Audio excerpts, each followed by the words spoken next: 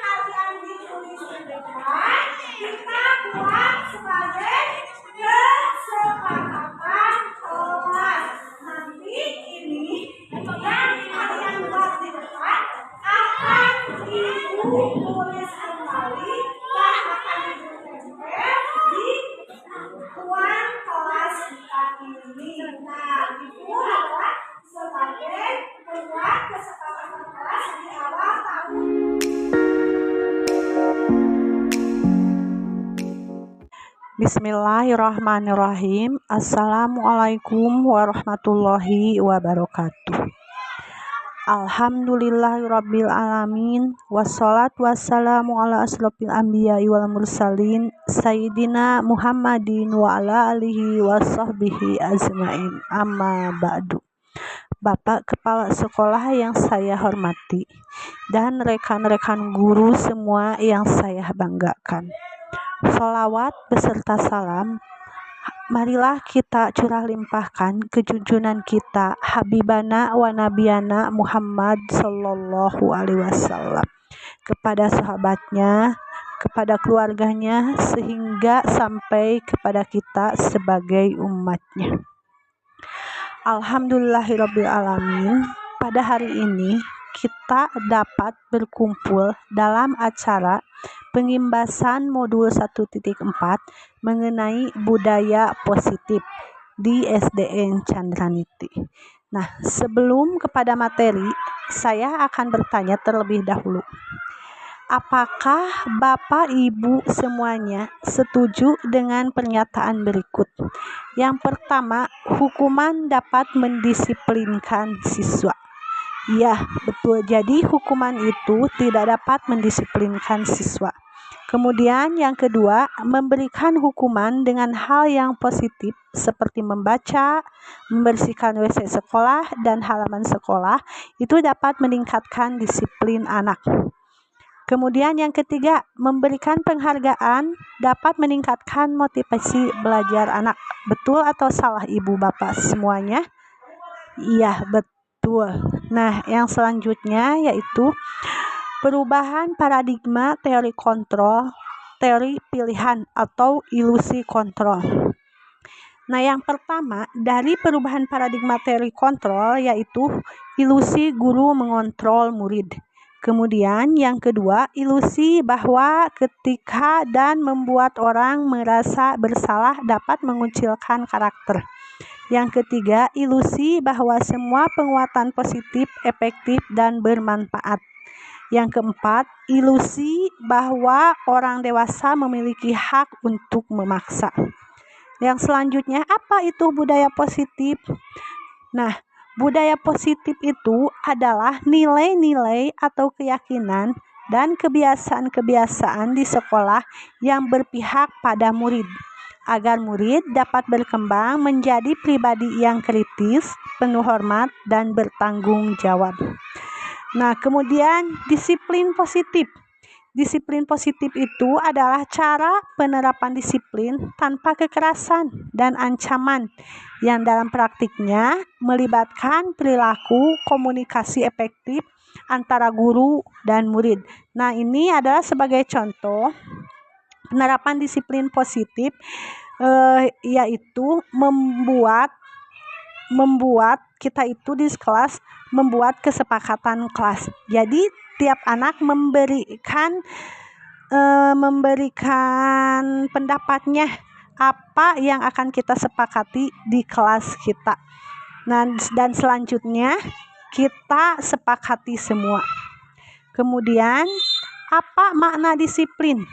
Nah, makna disiplin itu berasal dari bahasa Latin, yaitu disiplina, yang artinya belajar. Makna asal dari kata ini berkonotasi dengan disiplin diri dari murid-murid Socrates dan Plato. Disiplin diri membuat orang menggali potensinya menuju sebuah tujuan apa yang dia hargai. Namun dalam budaya kita makna disiplin terarah berubah menjadi sesuatu yang telah dilakukan seseorang pada orang lain untuk mendapatkan keputusan. Kecenderungan umum adalah menghubungkan kata disiplin dengan ketidaknyamanan. Nah, sebagai pendidik, tujuan kita yaitu menciptakan peserta didik yang memiliki disiplin diri sehingga mereka berperilaku mengacu kepada nilai-nilai kebajikan universal dan memiliki motivasi intrinsik dalam perubahan perilaku ke arah yang lebih baik. Nilai-nilai kebajikan universalnya yaitu sifat-sifat positif manusia yang merupakan tujuan mulia yang ingin dicapai setiap individu. Nilai-nilai tersebut bersifat universal atau menyeluruh dan lintas bahasa, suku bangsa, agama maupun latar belakang. Setiap perilaku perbuatan itu memiliki suatu tujuan menurut Dr. William. Kemudian, dengan mengaitkan nilai-nilai kebajikan yang diyakini seseorang, maka motivasi intrinsiknya akan terbangun, sehingga menggerakkan motivasi dari dalam untuk mencapai tujuan mulianya yang diinginkan. Itu menurut Diane Gosling tahun 1998. Nah, yang selanjutnya 5 kebutuhan dasar manusia. Yang pertama yaitu bertahan hidup. Contohnya, manusia itu butuh makan, pakaian, tempat tinggal, keamanan, dan kesehatan. Yang kedua yaitu kasih sayang. Contohnya seperti rasa diterima, dipedulikan, berbagi, kerjasama, menjadi bagian dalam kelompok. Yang ketiga, penguasaan, yaitu harga diri, keinginan untuk dianggap, memimpin, berpartisipasi, diakui, dan didengar. Kemudian yang keempat yaitu kebebasan, contohnya mandiri, memiliki pilihan, mencoba hal baru, mampu mengendalikan arah dirinya. Nah, yang terakhir, yang kelima yaitu kesenangan, bermain, humor, antusiasme, dan tertawa. Motivasi perilaku manusia. Nah, menurut Kamus Besar Bahasa Indonesia atau KBBI adalah dorongan yang timbul pada diri seseorang secara sadar atau tidak sadar untuk melakukan suatu tindakan dengan tujuan. Motivasi itu ada ekstrinsik, kemudian ada intrinsik.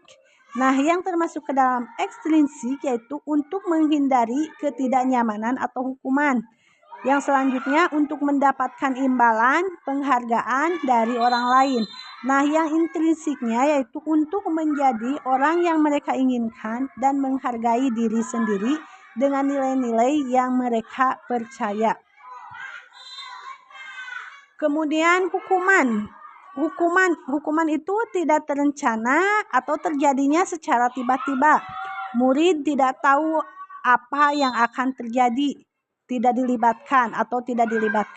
Kemudian bersifat satu arah, berupa hukuman fisik. Yang selanjutnya konsekuensinya. Kalau konsekuensinya itu pasti terencana atau disepakati.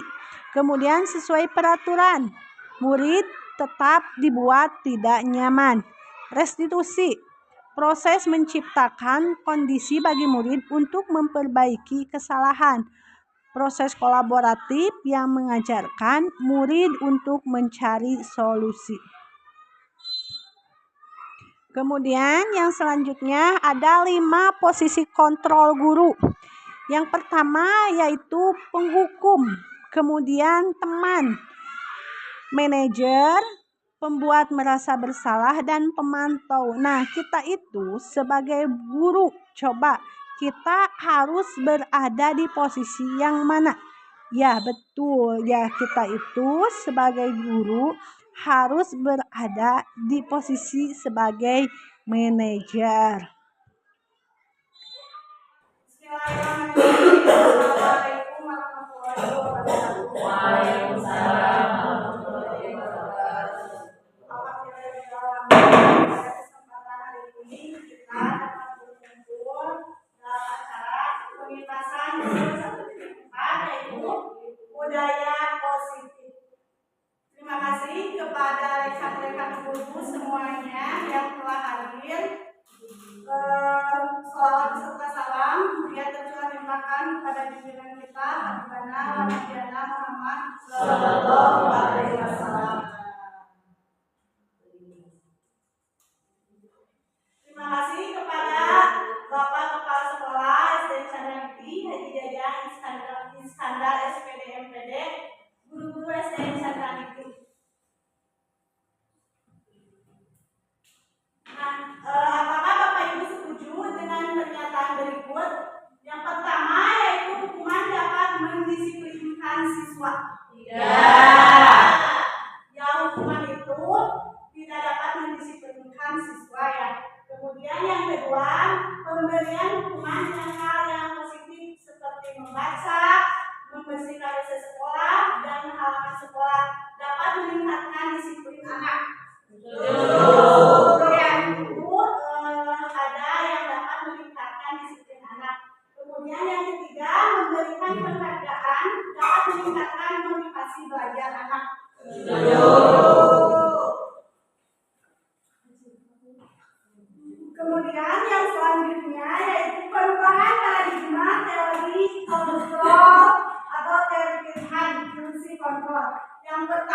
ilusi guru mengontrol murid. Kemudian yang kedua, ilusi bahwa kritik dan membuat orang merasa bersalah dapat memunculkan karakter.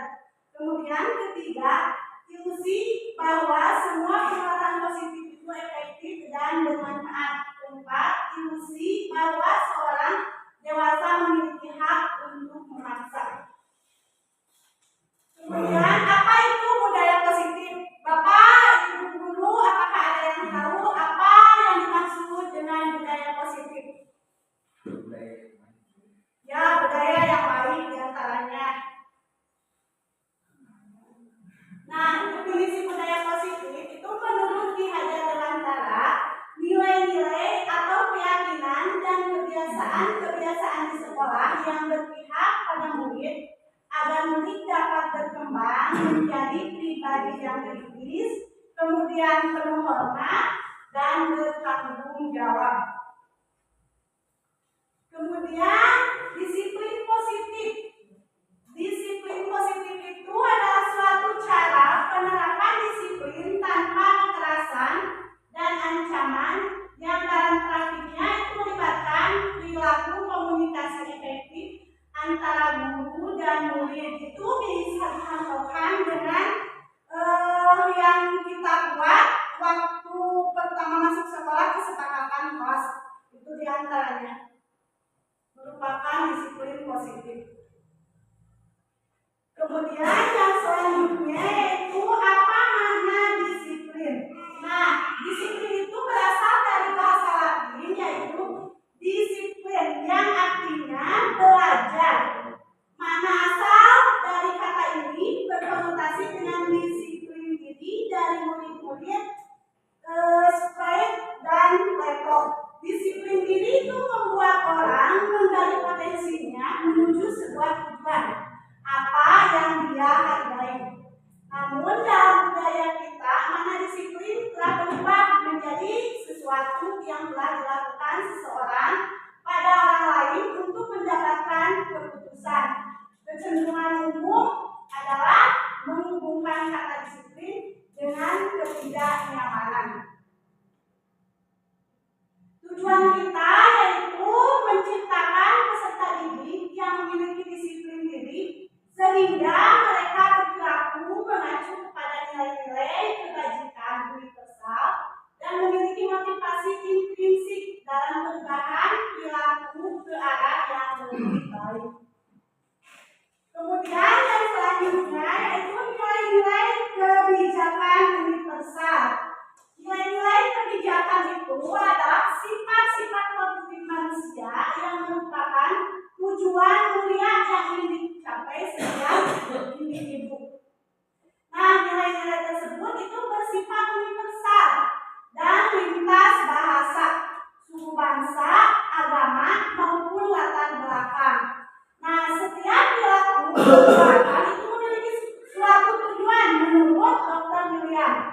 Kemudian dengan menaikkan nilai-nilai kebijakan yang diyakini seseorang, maka motivasi intrinsiknya akan terbangun sehingga menggerakkan motivasi dari dalam untuk dapat mencapai tujuan mulia yang diinginkan.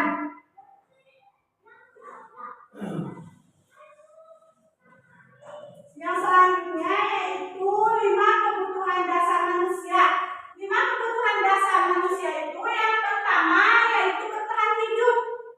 Bertahan hidup contohnya seperti makan, pakaian, tempat tinggal, keamanan dan kesehatan. Kemudian yang kedua kasih sayang, yaitu rasa diterima, dipedulikan, berbagi, kerjasama, menjadi bagian dalam kelompok. Kemudian yang ketiga penguasaan, diantaranya yaitu harga diri, keinginan untuk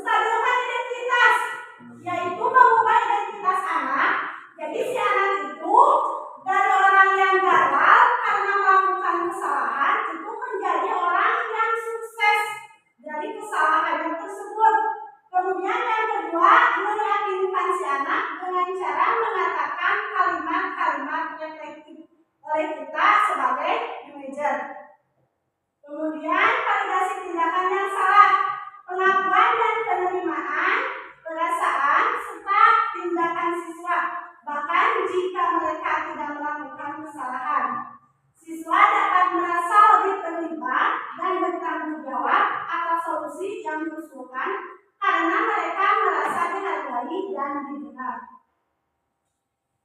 Yang selanjutnya, stabilkan identitasnya. Jadi kita itu harus mengubah identitas anak dari orang yang gagal karena melakukan kesalahan menjadi orang yang sukses. Kemudian diyakinkan si anak dengan cara mengatakan kalimat-kalimat reflektif. Nah, ada satu contoh. Ada siswa kelas 5B SD Chanaliti itu kan piket kelas ya. Kemudian si anak tersebut tidak mengikuti piket kelas dengan alasan ditanya dia itu tidak mau karena ini dan malas. Nah, jadi kita itu tidak boleh langsung menghukum anak tersebut, tapi 3 tindakan tadi menggunakan segitiga restitusi. Nah, jadi si anak tersebut ditanya dulu kenapa dia melakukan hal tersebut. Baru kita itu yang kedua tadi menstabilkan identitas dia, kemudian memvalidasi, baru tindakan. Nah, jadi hukuman untuk anak itu tidak tepat. Jadi kita itu harus bisa menggunakannya dengan menggunakan segitiga restitusi. Itu kasus yang pertama. Kemudian kasus yang kedua, ada satu anak itu yang sering terlambat ke sekolah. Kemudian alasannya karena dia suka main HP sampai larut malam. Kemudian kemarin saya tanya, dia itu alasannya selalu main HP sampai larut malam, yang akhirnya ketika bangun selalu kesiangan dan terlambat ke sekolah. Nah, jadi saya itu sebagai guru harus melaksanakan tindakan penyelesaian masalah tersebut dengan menggunakan segitiga restitusi. Nah, mungkin itu yang dapat saya sampaikan. Terima kasih atas perhatiannya. Wassalamualaikum warahmatullahi wabarakatuh. Waalaikumsalam warahmatullahi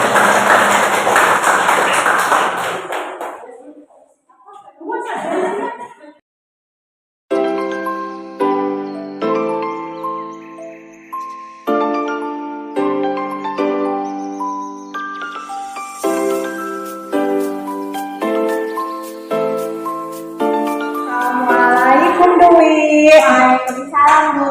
Selamat siang. Siang, Bu. Dwi tahu tidak kenapa hari ini Ibu memanggil Dwi? Tidak. Nah, kemarin Restu sama Ibu bilang katanya Dwi tidak ikut jadwal piket, betul? Betul. Kenapa? Karena malas, Bu.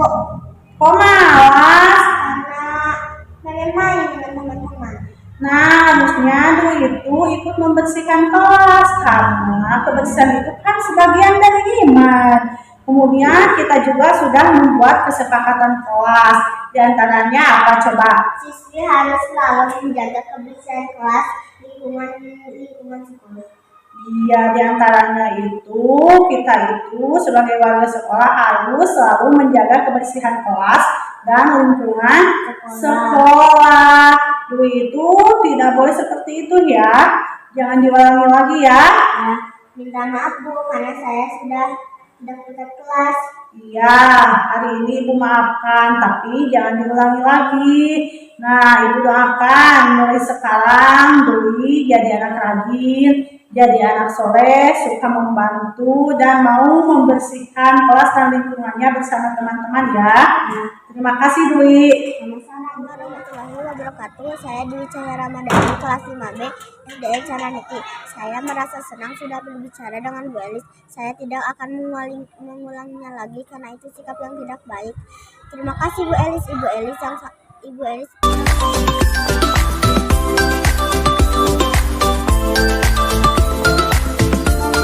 Assalamualaikum warahmatullahi wabarakatuh. Selamat siang Restu. Ibu mau nanya ke Restu. Ibu sudah 2 hari kemarin melihat Restu selalu kesiangan datang ke sekolah. Coba apa alasan Restu kenapa selalu kesiangan ke sekolah? main HP sampai larut malam itu tidak baik untuk anak sekolah ya. Seharusnya Restu itu punya jadwal untuk main HP. Bukan tidak boleh ya main HP, tapi harus ada waktunya. Kan sekarang Restu main HP sampai larut malam. Yang akhirnya Restu ke sekolah selalu terlambat. Kita kan kemarin sudah membuat kesepakatan kelas. Di antaranya apa coba? Ya, jangan telat masuk kelas ya. Nah, nanti lagi Restu tidak boleh main HP sampai larut malam ya. Bisa diperhatikan? Ya. Ya, terima kasih ya. Ibu doakan mudah-mudahan Restu jadi anak pintar, jadi anak soleh, patuh peraturan yang ada di sekolah. Terima kasih Restu. Assalamualaikum warahmatullahi wabarakatuh. Nama saya Restu dari kelas 5B SDN Chandraniti. Saya merasa senang sudah berbicara dengan Bu Elis dan saya mendapat solusi agar tidak lagi terlambat ke sekolah sesuai dengan kesepakatan kelas. Wassalamualaikum warahmatullahi wabarakatuh.